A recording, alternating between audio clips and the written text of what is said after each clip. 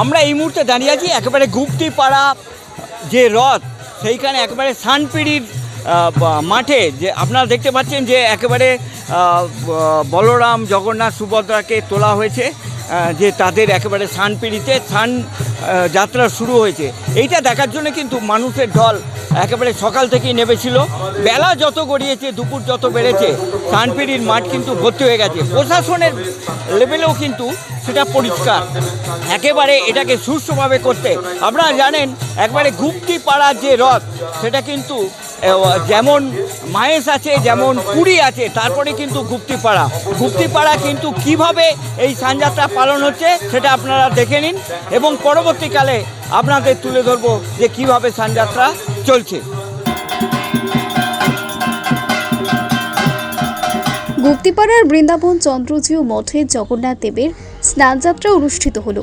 এবছর 285 বছরে পড়ল গুপ্তিপাড়ার বৃন্দাবন চন্দ্রজিউ মঠের রথযাত্রা, যা লোকমুখে প্রচারিত গুপ্তিপাড়ার রথ নামে।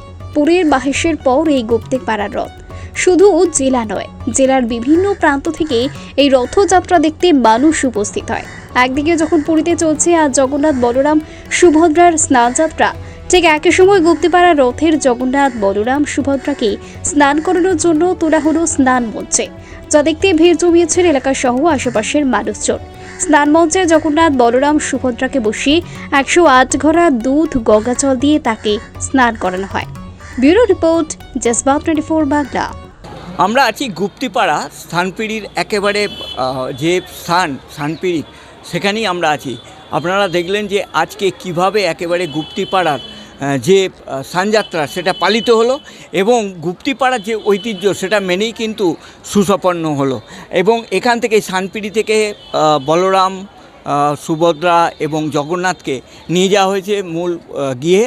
আমরা ঠিক এইখানেই আছি এবং শানপিড়ি থেকেই আপনাদের এই তথ্য তুলে ধরলাম।